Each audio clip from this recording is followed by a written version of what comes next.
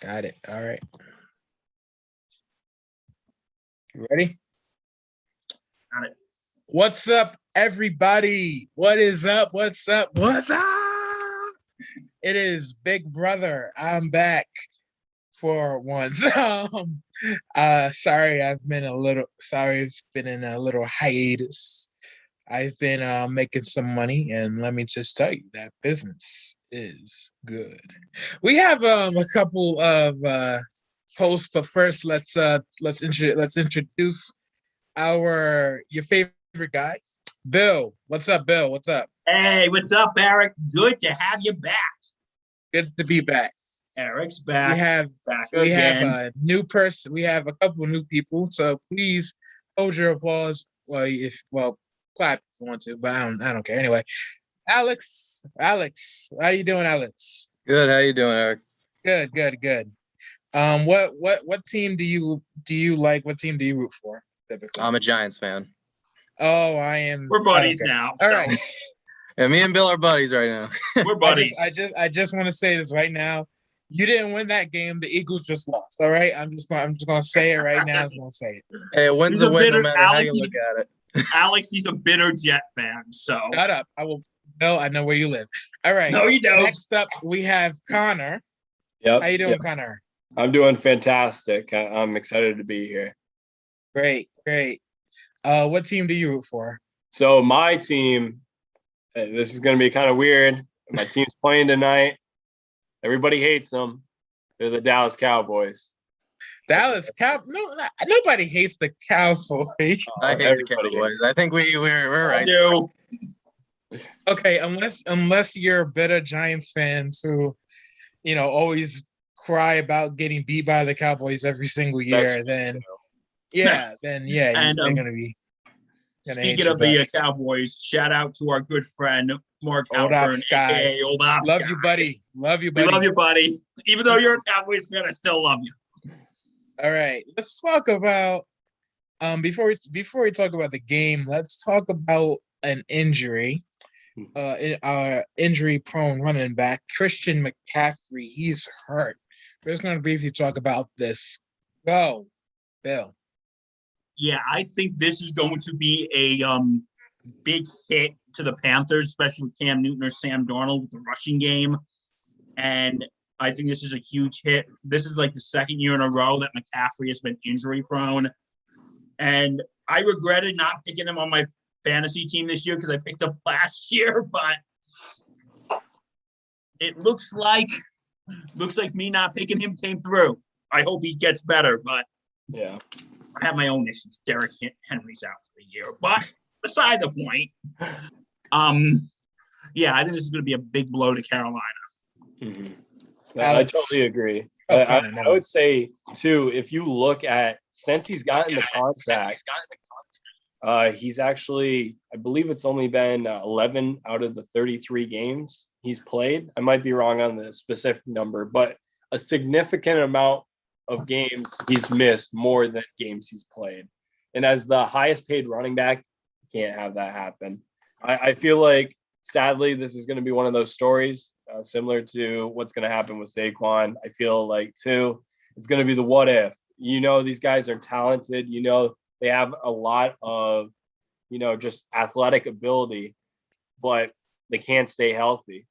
And that's why these running backs, if you look at the top 5 most paid running backs, all of them are hurt or are playing through the injury. Zeke's the only one currently playing right now. And even he's not 100%. Yeah. So I feel like this is a very, very tough news. I hope he can get healthy. That's all I can say. Yeah, you hope he can get healthy, but at the same time, I mean, he's serving as a premier example of why you shouldn't always cash in on running backs at times. Because we're really looking at first 3 years strong. He's played 16 games his first 3 years. Each year he was playing the full season. Next thing you know, now, including this season, now that he's out for the rest of it, 10 games out of 32 possible. And at the same time, when you look at last year, Mike Davis filled in. He looked great, serviceable. This year, Hubbard's filled in. He's looked serviceable as well. So I think this is kind of showing that McCaffrey is an incredible talent, but at the same time, it's a tough injury. And when you really look at it, you don't need when you look at Carolina's situation, you obviously don't need him to really be at the top of his game when you have serviceable backs. I think there's more problems with Carolina than it comes to with other than Christian McCaffrey's injury problem. One thing I'm kind of curious, if we kind of rewind the clock a little bit, I know one of the things that people were saying when he was coming out of the draft out of Stanford was, with his receiving ability, he should be a wide receiver. I wonder how these injuries or how his durability would be if they would have done that and used him as that wide receiver rather than a running back. I mean, I think he would have been better as receiver when you look at health-wise, at least, because if we're looking at running backs, they're the ones that get pounded each time. They're running right up the middle. They're the ones getting hit the most. And running back's a position where you probably have the most injury problems known to man.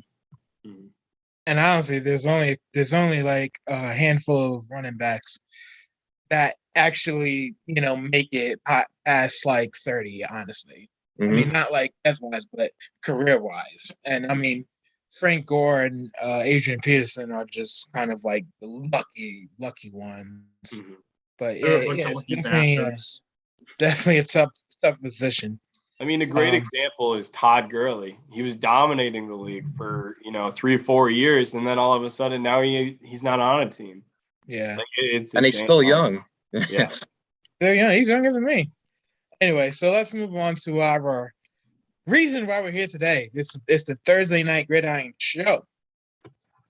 We have the Dallas Cowboys. How about them Cowboys against the New Orleans Saints? Briefly, let's talk about what happened last week. I was going to wrap up last week. I'm not going to talk about it. You have both teams played on Thanksgiving Day. Both teams lost. The Cowboys lost to the Las Vegas Raiders. That's so weird to say. They lost to the Raiders. And then you have the Saints got they butts chewed out. Destroyed by the Buffalo Bills. Let's talk about them. Let's talk about them boys, the Cowboys. You have Mike McCarthy injured, and then you have you have Dan Quinn, who infamously coached the Atlanta Falcons and choked the 28-3 lead. But hey, we don't talk about that right now. How will this impact the game? As a Cowboys fan, I have to say, I mean, McCarthy has had a couple of mistakes throughout the season. He hasn't been a perfect coach, I won't lie, but he's done a great job since he's been put in that position. I mean, even last year when you look, he was able to do so much with, Andy Dalton at quarterback, and even more so, the bums that we had in there, Gilbert, and then you also had DiNucci as well. So what he was able to do last season and how he's done this season, I think he's done a great job. But back to Dan Quinn, he's done fantastic as a defensive coordinator, fantastic defensive coordinator. Last game, not so much, but that's besides the point. I think he'll do fine as just a replacement. Let's not forget he was an NFL coach. Like you said, he did bring a team to the Super Bowl. So he is a good enough coach at the moment. I think he'll be fine for tonight. Hey, Bill, do you realize he used great when describing McCarthy? I didn't know that was the best way to describe average. I didn't know that either, Alex. Yes, Super Bowl. Full respect on that.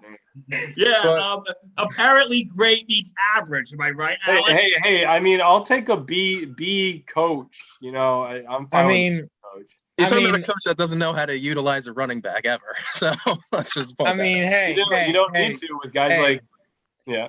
At least the Cowboys have a winning record. That is true.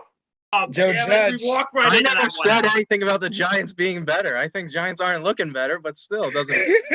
But I'll accept that. But when we really look at Cowboys, I don't think it's for what, one game it's really going to be with McCarthy out, right? Possibly two. I'm assuming one, two max. Like when you really look at it, it's really, honestly, with Dan Quinn going in, Dan Quinn, as much as I like to make jokes about him choking big leads when he was with the Falcons, like when you really, exactly, that's perfect, that look of it. I'm blaming Shanahan. I'm just saying that's a different story. Yeah, you could blame both. But when I really look at it, Dan Quinn has been incredible on the defensive side of things. So when it comes to offense, he doesn't need to do that. I feel like this kind of falls on the responsibility of Dak and Kellen Moore being there too. Like this is on them when it comes offensively. Dan Quinn doesn't need to make the offensive decision strong. Yeah. Like that's the whole point. Dak's experienced enough; he can do this on his own. Definitely. Bill, I actually do agree with the gentleman here. I think Dan Quinn is a good defensive coordinator, but the problem is Dallas, since the bye week, they lost 3 out of their last 5 since the bye. Mm-hmm. So that's going to be a little tricky. Like, can Dan Quinn ignite this team? And I know we're going to be talking about this in a few, but, Cooper's back. Lamb's going to be playing. Like, they've been hurt. So can this team be reinvigorated? Like, not saying that they're – and Connor, sorry, Alex, this pains me to say as a Giants fan. It's most likely the Cowboys are going to win the NFC East, and that hurts to say. Watch out for Washington. I'm just going to say that. Watch out. No, that's true. Fortunately, that is true. Washington is my sleeper team right now. Because Alex and I were both looking.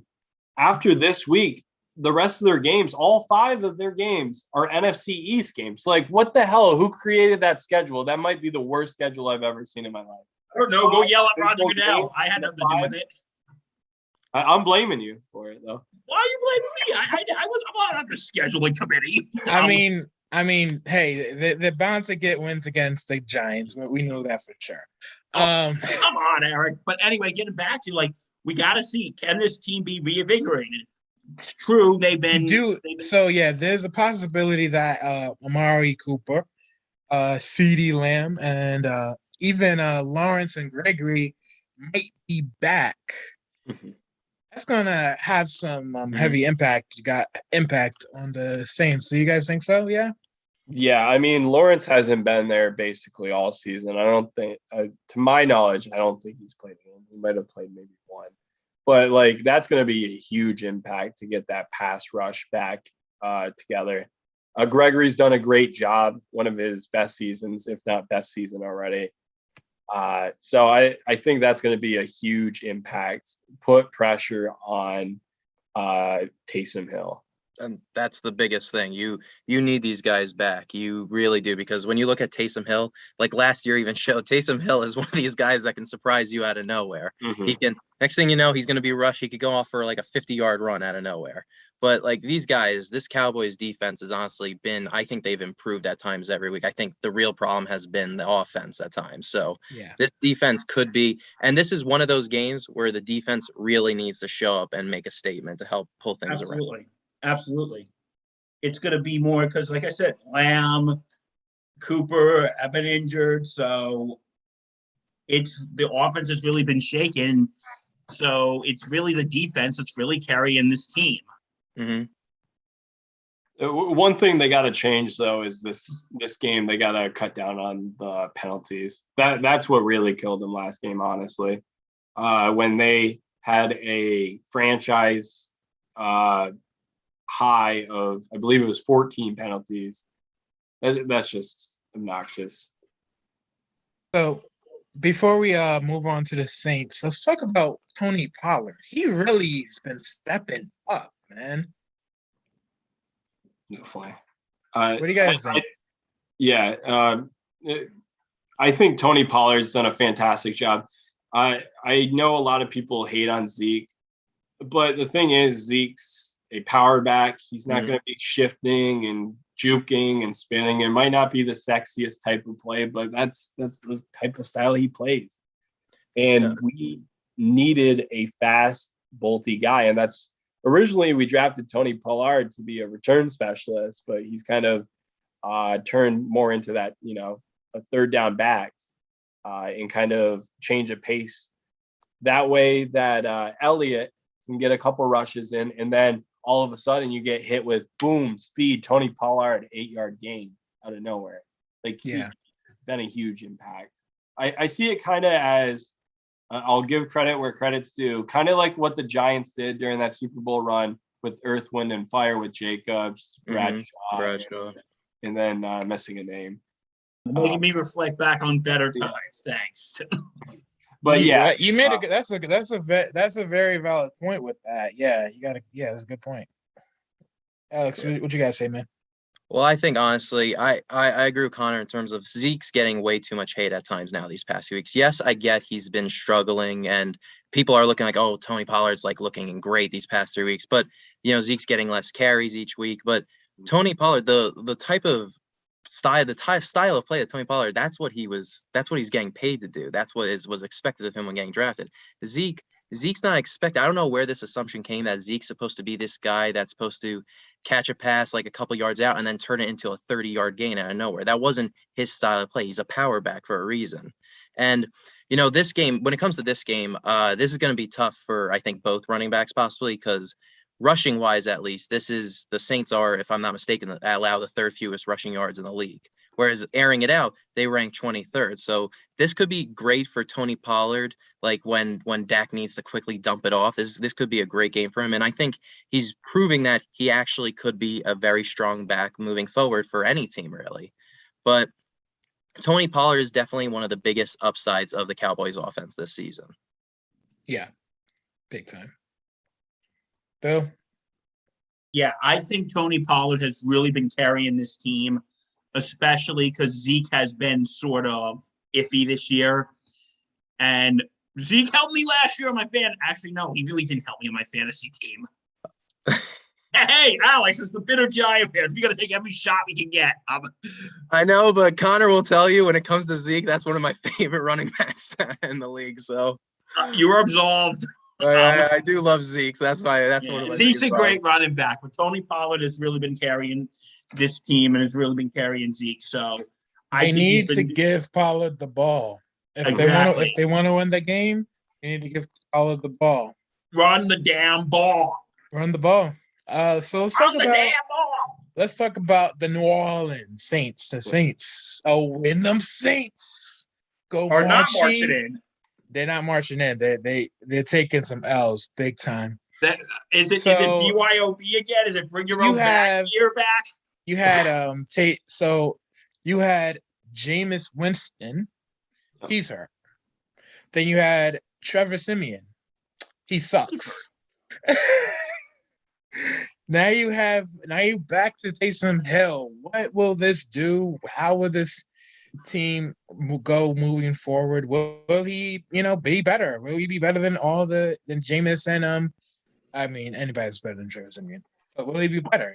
And also they just signed him to a new contract too. Like, are they gonna have? Is he gonna be a quarterback of the future, or are they gonna go to him, or he's gonna be the running back, wide receiver, defensive back, defensive end, linebacker, middle linebacker, safety, kicker, punt returner, punter, all in one. Water boy, offensive coordinator, defensive coordinator, head coach. He'll be everything. He will be everything. What do you think? Yeah. So personally, I think they stick with Winston. I think he did a fantastic job this season. Cut down on his turnovers. Only had 3 picks. That's huge. 14 touchdowns and almost 1,200 yards. You can't really ask more of them. And that was without Michael Thomas. So assuming Michael Thomas comes back healthy next year, we'll talk about that later. He's going to be a good weapon for him, and I think you just stick with them. Also, too, I think this game kind of shows, or them saying Taysom Hill is the quarterback for this game, kind of shows that they have no faith in Ian Book, who they drafted this year. So they definitely don't have Ian Book in their plans. So that's not going to be the guy. Well, it's either no faith or no faith yet. You never know. I just feel like it's kind of, I don't know, if Ian Book hasn't learned the playbook or how to play by week 13, and you still have him as your third or fourth quarterback option, and you have to bring Taysom Hill as your, I think that's a little concerning. So I feel like Ian Book's not the guy for them. I think they just stay with Jameis Winston. That's what I think. Bill, what do you think? Well, first of all, I want to say with Ian Book. Yeah, didn't have faith in him in college, buddy, but. But anyway, yeah, if you don't have faith in him by now, it's week 13, then sorry I'm repeating Connor's points here. At this point, why have him in? Why play him if you don't have faith in him at this point? And with Jameis Winston, it's since he's been kind of hurt on and off, like, do you keep him around? And like, to be honest, I don't really know what to do. Like, and and that goes into the next points. Like, do they keep him? Are they going to like with the quarterback? Are they going to possibly are they going to trade because there's talk about a certain someone on the West Coast who's saying that he wants to go to an established team, and I think you all know who I'm talking about, in the rainy city. Oh, Kyler Murray. Wrong city, buddy. Wrong city. Jimmy Garoppolo. Close. Yeah, guys, this is your first time here. This is Eric and I's relationship in a nutshell. Blake Bortles. That's it. Yes, Blake Bortles. Yes. Okay. Philip For the Rivers. sake of this joke, I'm just saying Philip Rivers hasn't shot it down yet. He said he would come back if they offered him the spot. Well, he's too busy with his 37 kids right now. So yeah, and his high school football team. Alex, what do you think, man? Okay. Anyway, getting back on track. Okay. Anyway, because we'll give it back to Bill. We'll let Bill finish.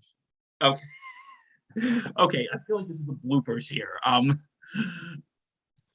But there's talk that Russell Wilson maybe want to come to New Orleans.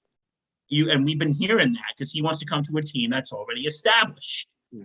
Also talk that our Giants, Alex, could possibly be trading up draft picks, which that's a whole nother conversation. Bill, you said established. Yeah, I was about to say I wasn't gonna be the one to say it. What did I say? You said established team. Established. Bringing up the Giants. I just realized that. Anyway, and that's a whole nother conversation. But anyway, it's like, what are the Saints going to be doing? Like, are they going to keep Taysom Hill? Are they going to keep Jameis Winston? Are they going to maybe look for somebody in the draft? Are they going to maybe give away a few draft picks for Russell Wilson? Are they maybe going to sign another quarterback that's going to be potentially a free agent next year from the great state of Wisconsin? I mean, in Aaron Rodgers. So what are they going? So, yeah, but to be honest, I would say either draft someone or maybe go for Russell Wilson, but you're going to be burning half your team if you do that because Seattle's going to want your draft picks for the next 40 years. Yeah. Yeah. Okay, thank you for coming to my TED Talk. When you really look at the Saints right now, I mean, Jameis going down was a huge blow to them. But at the same time, of course you want to keep Taysom Hill around. That's why, because Taysom Hill is actually serviceable guy. And when you look at Jameis, I mean, I've always loved Jameis. I really have. I don't care if he threw 30 picks 1 year. He still was third in touchdowns, first in yards. The guy has talent. And then when you look at this year, the fact that he limited the amount of turnovers he had in the games that he played. I mean, he was in a position 2 years ago where in the same amount of games, he had way more turnovers than he did in the same amount of games this year. So when you really look at that, he honestly has stepped up his game.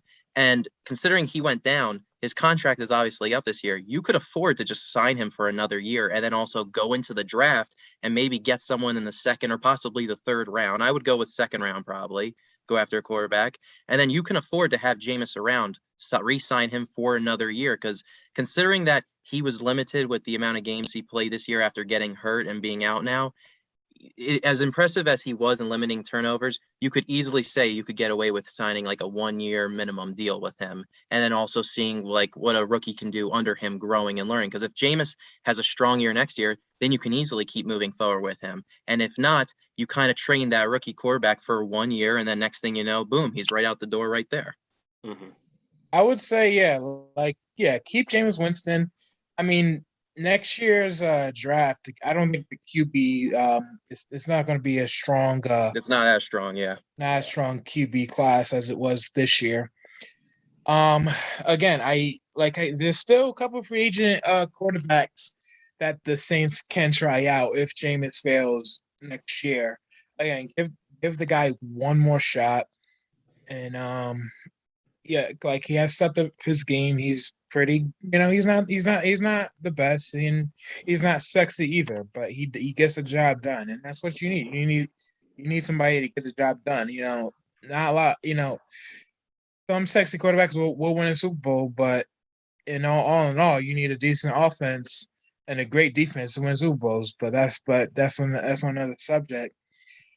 So yeah, I think they need to just keep going forward with Jameis. Use Taysom Hill as a weapon.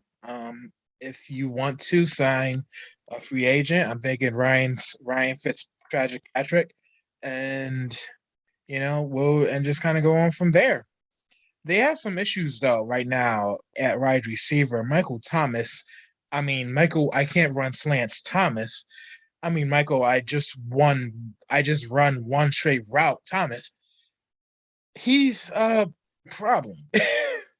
Like they paid him all his money, and now like he's a problem. Let's just go over really briefly.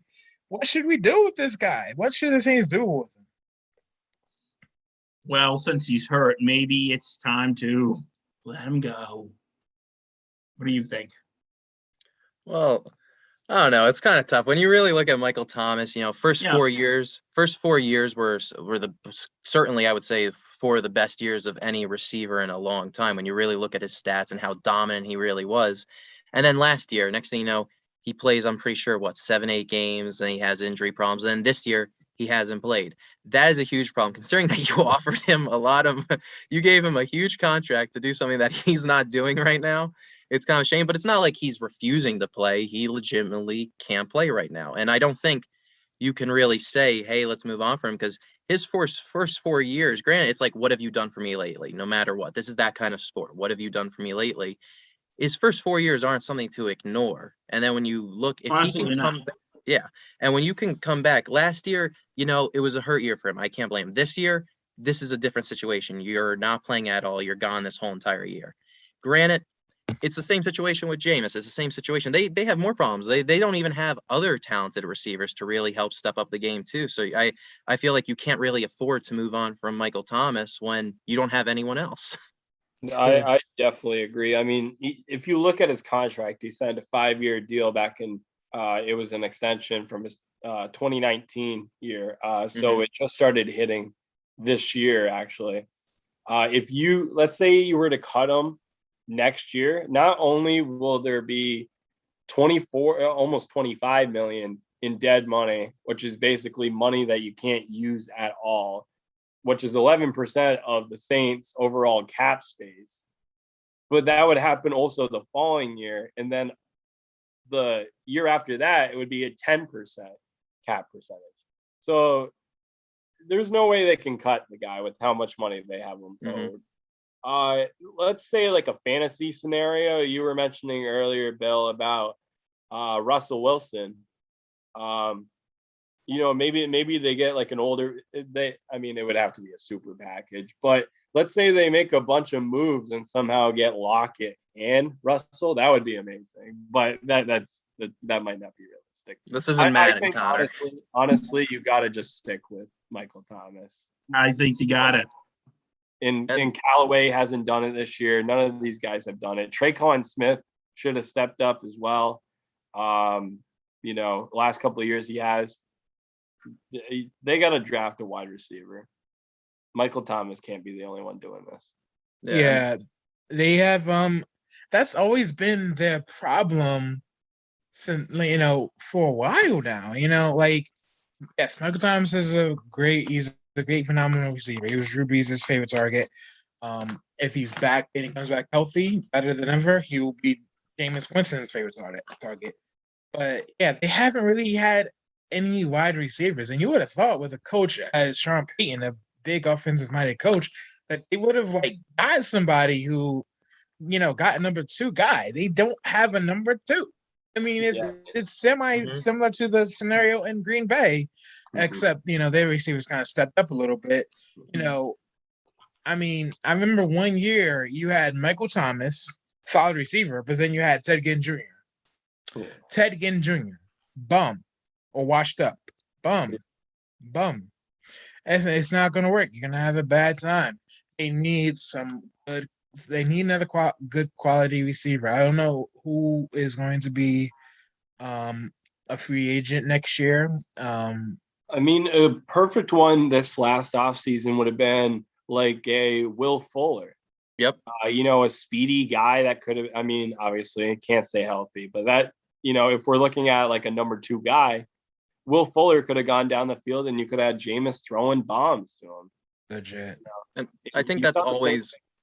You saw the same thing with Pittsburgh too. Pittsburgh. I would even honestly trade for Antonio Brown. They never had a number 2 guy, and then they got Juju, and they didn't have that 3rd guy. And then Antonio Brown leaves. Juju becomes the number 1. Now they have a complete set with the 3.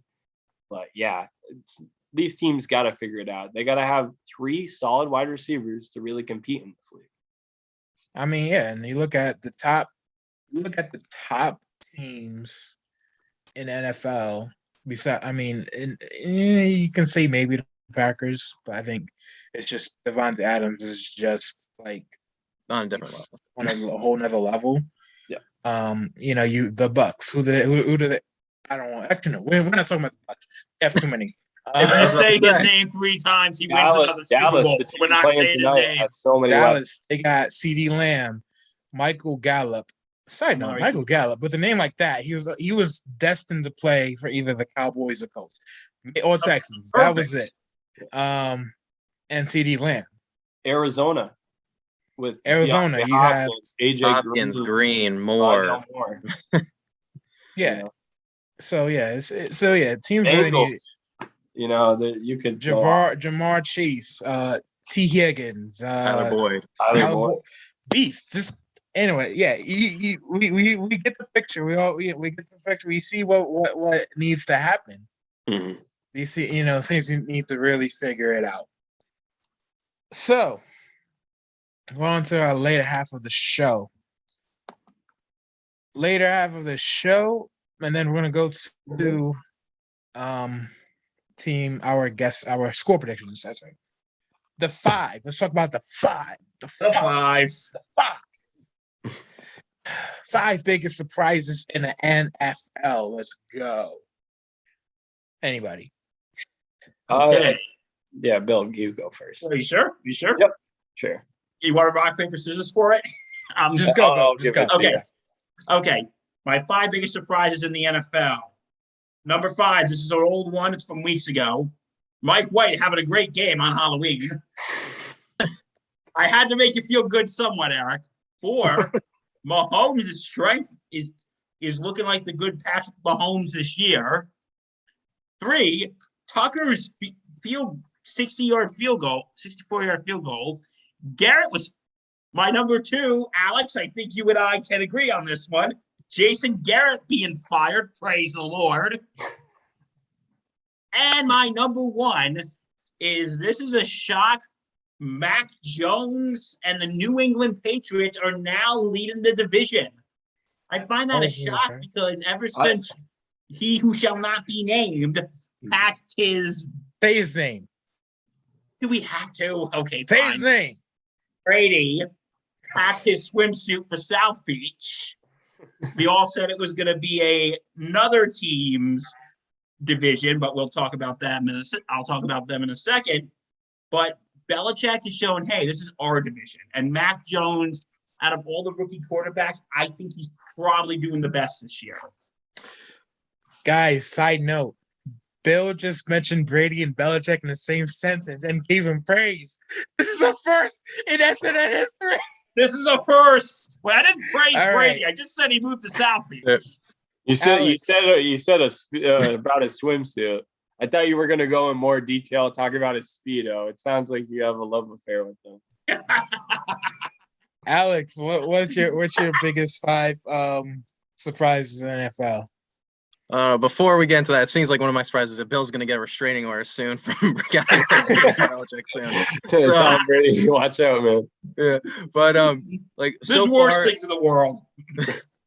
far this year we've been filled with a lot of surprise at times. I think so far, like I would say number 5, Elijah Mitchell. Like I would say when you really look at what he's done in the 8 games he's played, he's helped to carry the Niners to a position where now they're actually bound to possibly be a playoff contender. They're 6-5 now. You can't talk about this winning streak without him. And he's a 6th round pick, and he's played 8 games, and he's still on pace for 1,000. Like this kid is honestly like becoming one of the biggest, brightest stars possibly moving forward. I would say 4th biggest surprise, Bengals. I honestly kept making, Connor will tell you too, I used to keep making fun of the Bengals after they drafted Jamar Chase. I was like, okay, so let's not protect Joe Burrow. Let's just see him get hurt again. But right now, even though they have problems with offensive linemen, you have Joe Mixon going for 900 yards, I believe. You have Jamar Chase, who is about to get 1,000 yards and only 50-something receptions. Like that, he's just moving at a quick pace. Joe Burrow's looking strong, and that offense has been a really strong start. My predictions for the Bengals this year was that they were going to have a losing record. So I think right now them being 7-4 is a huge surprise to me. Yeah. I would say 3rd, and he's really been great, is Cordarrelle Patterson. As much as the Falcons have their up and down struggles, Cordarrelle Patterson is just a big return guy. Next thing you know, now all of a sudden he has 400 rushing yards, 500 receiving yards, career highs for him, 9 total touchdowns. And from what I'm here, he's on the depth chart to play safety possibly this coming weekend. Like honestly, he's becoming the most versatile player throughout all the NFL. And he's 30 years old.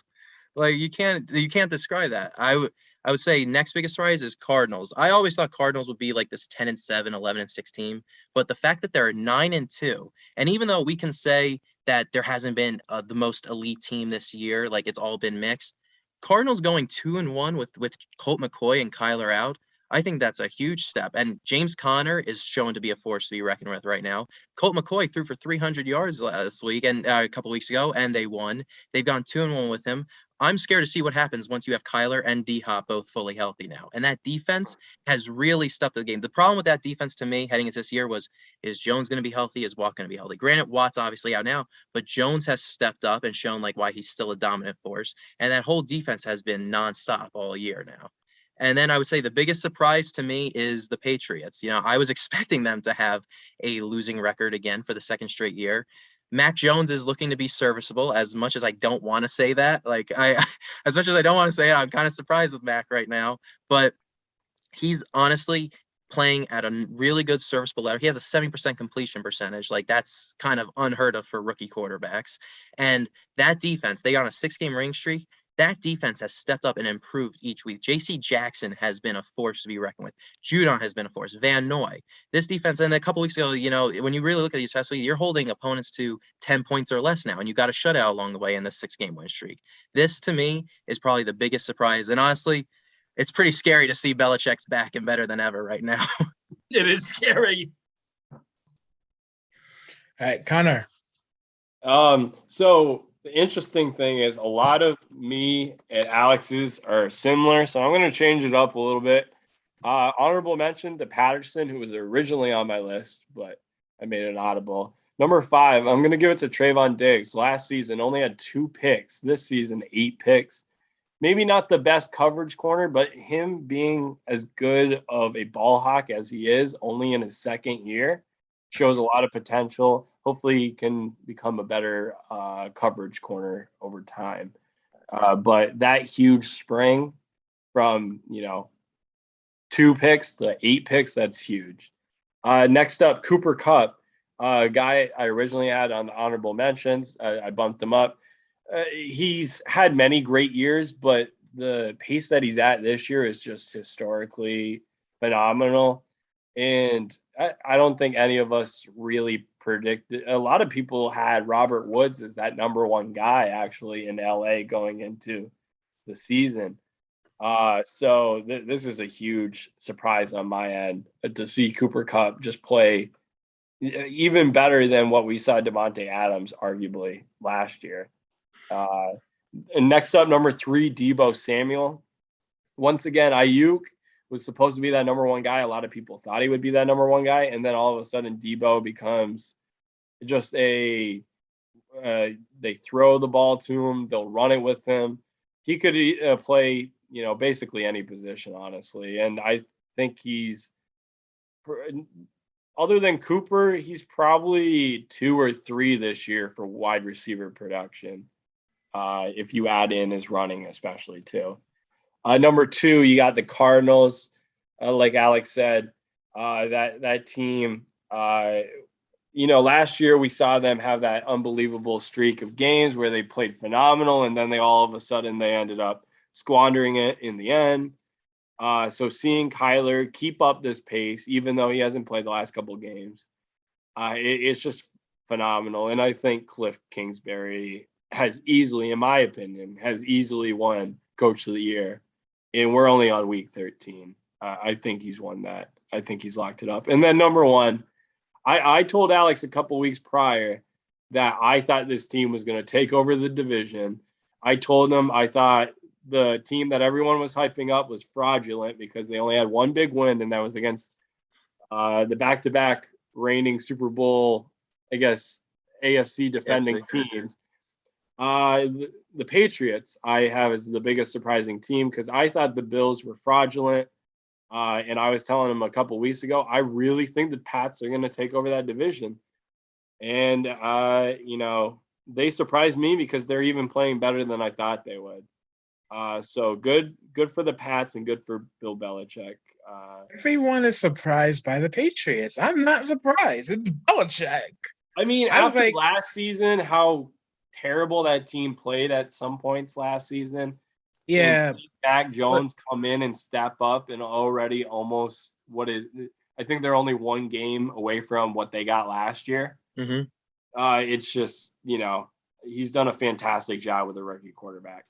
Yeah, and then I'd say so my 5 biggest 5 big surprises of the NFL. One is like you guys, but anyway, I'd say number 1 would be the lopsided scores. Like, it's been some weird scores, some weird games, some games that you thought one team would win, but they just didn't win. It's been a weird year. I feel like it's been a weird year to a weird NFL year for me. That's a big surprise. Another big surprise, the Bengals. I was on that train of, let's not protect Joe Burrow. He's gonna get beat up, but they have been balling, man. Joe Burrow is your guy. Joe Burrow is just playing a whole nother level. The offense is beast. The fact that Joe Mixon can, run all up and down the freaking field is crazy. The Bengals defense has never been a problem. It's always been the offense, but now it looks like they're fixing it, and they could make the playoffs, and I wouldn't be surprised if they do. Third, Jonathan Taylor. He owned the Bills. The Bill. I don't know who the Bills owner is, but no, it's Jonathan Taylor. He owns them. It used to be Brady. It used to be Brady. But he sold the team to Jonathan Taylor. Now it's Jonathan Taylor for sure. Don't the Bills and Bucks play each other soon? Anyway, we're not talking about that right now. So yeah, it's Jonathan Taylor. He owns the Bills, until Tom Brady beats him again. Then he's gonna be part one of the Bills. So yeah, Jonathan Taylor. Third, fourth would be I'm blanking out. Anyway, let's move forward. Yeah, so those have been my biggest surprises. I have a couple more of them, but I'm like blanking on them right now. So That's basically yes. That's basically it. We do, and we're semi running out of time, guys. So Yes. final score predictions. You have the Saints and the Cowboys and the Saints. Who wins tonight? Bill. I hate to say it, Connor. You're probably gonna like me for this one. I'm going to say Cowboys 27, Saints 10. That's a pretty good prediction. I'm happy with that. I'm fine with that. You gonna hate me now? No, That was pretty I bold. didn't hate you to That was begin pretty with. bold, that point differential. I'll tell you that. I'm gonna say 24-31. Dallas covers the spread. For all my betting friends out there. So 31-24, Dallas Cowboys take the win. Yeah, I think Cowboys should win this game. This is one of those games you don't want to lose, considering that out of the next 3 weeks, 2 of them you're going to play Washington. And this is a game you really need to be a step up still in the division. So I think Cowboys, should be a good win for them. And this should be, I would say, 34-28. Alex, like I said, Washington's a sleeper team right now. That's my biggest surprise was Jalen Hurts. The fact that he's balling. The Eagles had a chance to come back, but they didn't. Anyway. Yeah, he didn't ball last week. I'll tell you that. Nope. I blame Nick Sirianni. Anyway, so as Chris Byrne would say, you're all going for the Saints. I mean the Cowboys. You're all going for the Cowboys. Yeah. Unfortunately. I remember many moons ago, the Saints were undefeated and they played the Dallas Cowboys. And I remember that. I remember watching that game very vividly because you couldn't watch it on TV. I had to watch it online, and I remember my mom, we only had one computer. My mom she was playing a game on that computer. I was like, get out. Try to watch the game. And it ended up being the Cowboys gave the Saints their first loss. That was one heck of a game, and I remember that game vividly. That was I do too. Good game. I think a repeat is going to happen tonight. I expect the Cowboys to fix their mistakes. Whenever the Cowboys lose a close game, they tend to come back the next round, like the next game. You don't want to play them when they lost a close game. You don't want to play them. I'm going with the Cowboys. I'm going to say 41-27. 41-27. That's it, guys. So we have Alex, Connor, and Brady's favorite, Brady's number one fan, Bill. I still don't like you, Tom. His Speedo cleaner. Big brother, we're signing off. Make sure you watch this on Sunday Sideline Report, and as well as listen to our podcast, Sports Sandy too. And Throwdown too. Yeah, check out the Throwdown on Tuesdays coming out. Throwdown on Tuesdays. Check it out, guys. All right, Big Brother signing off. Peace. Stay safe.